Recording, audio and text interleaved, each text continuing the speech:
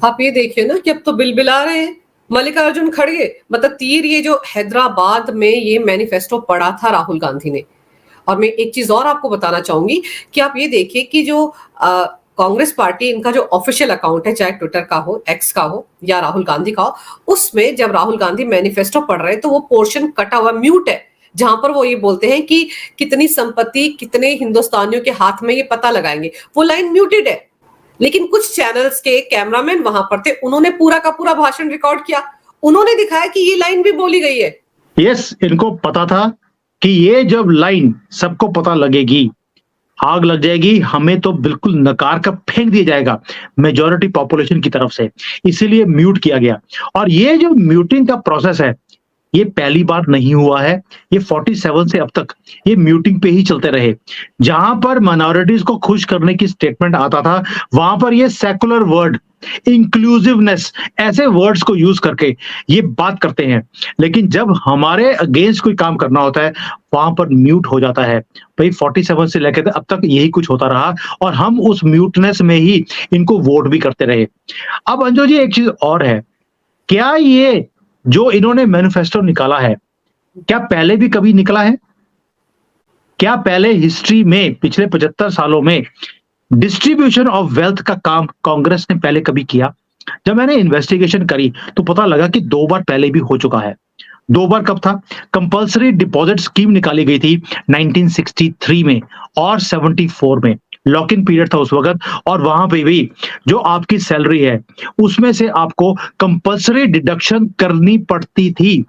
कभी इन्होंने बोल दिया कि वॉर 74 में, यस, इन्होंने करवाया था, तब भी हिंदुओं से ही पैसे लिए गए थे, क्योंकि मोमिन तो सिर्फ गले काटने में या बकरे काटने में, अब तो पता लगा है कि गाय काटने में भी वो तो उसी में व्यस्त रहते हैं या पंक्चर लगा रहे होते सड़कों पे बैठकर, और तो इन्होंने कोई काम करना नहीं होता। तो जो सैलरी क्लास है वो हमेशा ही हिंदुओं ने काम किया है, उन्हीं की सैलरी में से पैसे निकाले गए। लैंड रेवेन्यू के नाम पर, अर्बन प्रॉपर्टी के नाम पर, ये जो इवन एग्रीकल्चर की जो इनकम होती है उसके ऊपर भी कंपल्सरी डिडक्शन कांग्रेस ने करवाई थी, तब भी हमें बताया नहीं गया था। और 74 के अंदर तो मजे की बात यह है कि दुनिया का सबसे बड़ा अर्थशास्त्री मनमोहन सिंह जी उस वक्त चीफ इकोनॉमिक एडवाइजर थे भारत के, और भारतीयों को यह बात पता भी नहीं है कि ये पहली बार नहीं हो रहा। यह है कि पहले छुपके हुआ था, अभी सोशल मीडिया का जमाना है, सब कुछ उजागर हो गया। और प्रधानमंत्री भी ऐसा है कि एक एक बात के ऊपर नजर है और हमें आगाह करते जा रहे हैं कि ये कुछ आपके साथ होगा। तो मोदी जी बोलते हैं कि मुझे दिख जाता है कि आगे जाकर क्या होने वाला है। ये एक आम नॉर्मल पुरुष जो होता है वो नहीं बोल सकता कि मैं आगे भांप लेता हूं कि क्या होने वाला है। वही चीज उन्होंने हमें दिखा भी दी। ये है आपका आईना, अगर कांग्रेस को आप लेकर आते हैं, आपके साथ ये होगा, आपका मंगल सूत्र भी छीन लिया जाएगा। अब इसका डबल मीनिंग है, एक तो ये कि सोने की चीजें आपसे निकाल ली जाएंगी, और दूसरा ये भी कि आपके पति के गर्दन ही काट दी जाएगी और आपको मोहब्बत की दुकान में बेच दिया जाएगा। ये जो उजागर किया है मोदी जी ने, ये आंखें खोल दिए हैं और रोंगटे खड़े कर दिए हिंदुओं के, सनातनियों के, कि ये हमारे साथ क्या हो गया, ये तो बहुत बड़ा खेल होने वाला है। अब आप देखेंगे अगले फेजेस में जो टर्न अराउंड है, इट विल बी ह्यूज, और यही मोदी जी का स्टाइल है।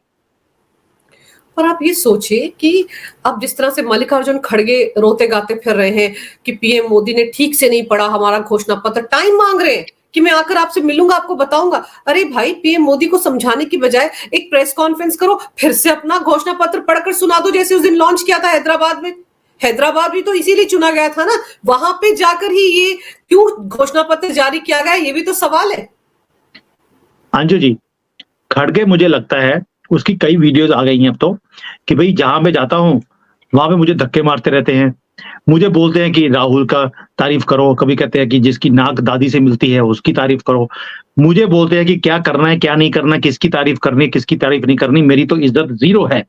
मुझे लगता है वो भी मोदी जी को मिलके एक ही बात बोलने वाले हैं, मुझे यार आप बीजेपी पे ले लो, मैं अब कांग्रेस पे और जिल्लत सहन नहीं कर सकता। मुझे तो लगता है कि वो वहां पर मैनिफेस्टो पढ़ने नहीं जा रहे, वो अपने दुखड़ा रोने जा रहे हैं मोदी जी के सामने कि मोदी जी तुसी ग्रेट हो, ये इतना पुराना जो तोहफा है कांग्रेस का, ये भी आप ही कबूल कर लो, और तो मेरी कोई इज्जत रही नहीं। और मुझे लगता है जैसे हाल चल रहा है कांग्रेस का, एक दिन सोनिया गांधी भी बोलने वाली है कि मोदी जी तुसी ले लो, मेरे तो बेटा मेरी सुनता नहीं है। ये तो हालत है कांग्रेस पार्टी की। और भाई वायानाड का जो जनरल सेक्रेटरी है वो छोड़ के चला गया और बीजेपी ज्वाइन कर ली उसने। जहां पर राहुल गांधी खुद लड़ने वाला है, वहां के पूरी कैडर जो है नीचे का वो छोड़ चुका है, जनरल सेक्रेटरी छोड़ के आ गया। इससे ऊपर बेशर्मी वाली कौन सी हरकत होगी? और राहुल गांधी क्या बोल रहा है? ये बोल रहा है कि अब तो मोदी जी की जो क्रेडिबिलिटी है वो बिल्कुल जीरो हो गई है हमारे मैनिफेस्टो के बाद, और सारा भारत हमें ही वोट करने वाला है। मतलब कि इतना पता नहीं क्या, ये मुझे मालूम है कि सुबह-सुबह उठ के वो कुछ सूंघता है, उसके बाद उसकी आंखें खुलती हैं, लेकिन कुछ ज्यादा ही सूंघ लिया गया है कि मुंह से क्या बोल रहा है समझ ही नहीं आ रहा है राहुल गांधी को, खुद को भी। और ऐसी गंदगी फैला रहा है अपने ट्विटर के ऊपर, अपनी वीडियोस में। और भाई कैंपेनिंग करने तुम जाते नहीं हो कि तुम्हारी तबीयत खराब है, लेकिन ऐसे ट्वीट करने के लिए मुझे लगता है जैसे इंग्लिश इतनी परफेक्ट थी वो शशि थरूर की बनाई होगी, ये इतनी परफेक्ट इंग्लिश में भी ट्वीट कर नहीं सकता। आप ये मुझे समझाइए कि इकोनॉमिक सर्वे होगा, कुछ इंस्टीट्यूशन है उनके सर्वे होंगे। अभी मैं एक दो चैनल पर डिबेट देख रही थी तो वहां पर बात को ऐसे डाइवर्ट किया जा रहा था कि अडानी को ही सारे ठेके क्यों मिल जाते हैं। तो एंकर ने पूछा इसका मतलब ये है कि देश के जो उद्योगपति हैं, जो देश को आगे बढ़ाने में काम कर रहे हैं, विकास में काम कर रहे हैं, योगदान दे रहे हैं, अब उनको गरीब करना चाहते हैं, उनकी सारी प्रॉपर्टी छीन के इनको देना चाहते हैं जो बेले घूमते रहते हैं, घुसपैठी हैं। भाई पीएम मोदी ने जब कुछ कहा तो उन्होंने कहा ही कहा कि मुसलमान घुसपैठी हैं, सिर्फ घुसपैठियों को ही तो बोला घुसपैठिया। देखिए पहली बात यह है, राहुल गांधी क्या आपको प्रॉमिस दे रहा है? उसकी प्रॉमिस ये है आपकी हर प्राइवेट या गवर्नमेंट कंपनी में आपकी भागीदारी होनी चाहिए, माइनॉरिटीज की, एससी एसटी ओबीसी की, क्योंकि आपकी कोई भागीदारी नहीं है। यानी कि आप पढ़े लिखे हैं नहीं हैं, आप टेररिस्ट हैं, इनको कोई फर्क नहीं पड़ता, आपको हम अदानी की कंपनी में डायरेक्टर बना के बैठा देंगे और ये कंपलसरी होगा। उसके बाद यहीं पर बात खत्म हो जाती तो बात हम भी खत्म कर देते। साथ में ये भी बोल दिया कि जो जजेस हैं उसमें भी माइनॉरिटीज के जजेस बिठाए जाएंगे। ओ भाई एक सुप्रीम कोर्ट में जज है मोमिन, उसने वाट लगा के रखी हुई है किसकी? रामदेव की, क्योंकि हमदर्द का तो उसको कुछ दिखता नहीं, क्योंकि उससे दर्द ही बहुत है। वो कहता है ये तो हम और हमारा दर्द, इसलिए नाम था हमदर्द। उसके साथ ही दर्द है, वो हम हैं।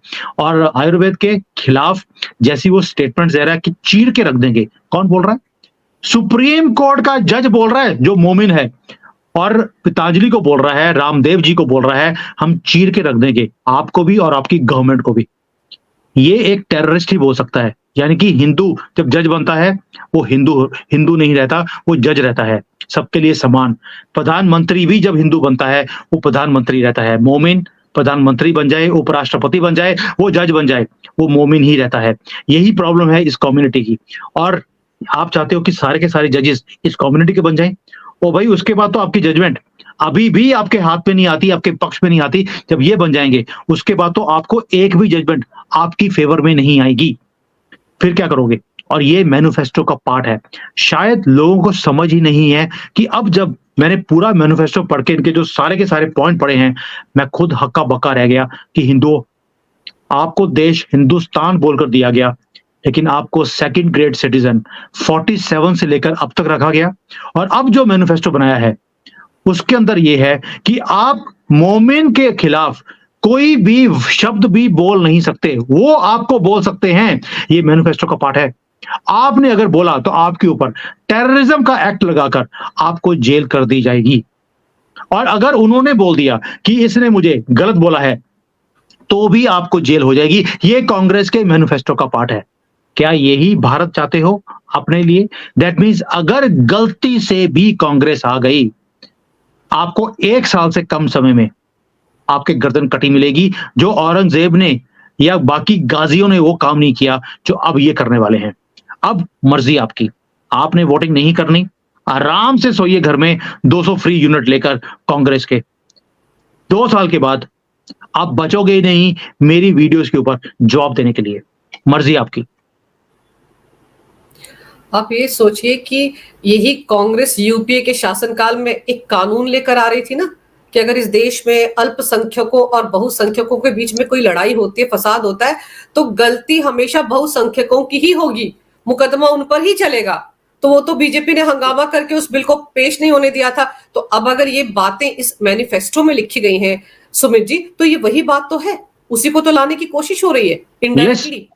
इनडायरेक्टली लेकर आ रहे हैं कि जज मोमिन बैठेंगे और आप मोमिन को कुछ बोल नहीं सकते। अगर बोलेंगे तो वो वाला एक्ट लगा दिया जाएगा आपके ऊपर। और जो मेजॉरिटी है, मेजॉरिटेरिज्म हमने खत्म करना है। इसका मतलब क्या है? मेजॉरिटी पॉपुलेशन किसकी है? हिंदुओं की। यानी कि हिंदुओं को हमने खत्म करना है। ये ढकी छुपी बात नहीं है, ओपनली कांग्रेस लिख रही है कि हमने मेजॉरिटेरिज्म यहां पे खत्म करना है। यानी कि हिंदू को खत्म करना है, सनातन को खत्म करना है। और मोमिन को तो पहले बोल दिया कि हमारी सरकार आ जाए पहले दिन जो पहला काम आप कर सकते हो हमारे रूल के अंदर, वो है कि राम मंदिर को तोड़कर दोबारा से बाबरी मस्जिद वहां पर, यानी कि उनकी कब्र दोबारा से वहां पर खोदी जाएगी। ये तो मैनिफेस्टो का पार्ट है। चाइना को लिख के दे दिया, अरुणाचल दिया, हमें ले आइए। पाकिस्तान को बोल दिया कश्मीर दिया, हमें ले आइए। अमेरिका को बोल दिया आप जो बोलेंगे हम करने को तैयार हैं, सारी इंडस्ट्री आपको खोल देंगे, हमें ले आइए। यानी कि सारी दुनिया को प्रॉमिसेस कर दिए। यहां पर मोमिन को प्रॉमिस कर दिया कि गर्दन काट दीजिए, हम कुछ भी रोकने वाले नहीं है। लेडीज को बोल दिया, जो गरीब लेडीज है उनको 1-1 लाख रुपए देंगे। गरीबी की जो डेफिनेशन है वो नहीं लिखी कि गरीबी की डेफिनेशन क्या है। डेफिनेशन वही है जिसके पास कम से कम 5 बच्चे होंगे, वो गरीबी रेखा से नीचे होगी और उन्हें हिंदुओं से पैसे निकालकर उन्हें दे दिए जाएंगे। यानी कि जो मोदी जी आपको समझा रहे हैं, आपका मंगलसूत्र छीन कर आपके गले से निकालकर उन्हें दे दिया जाएगा। आप रेडी रहिए।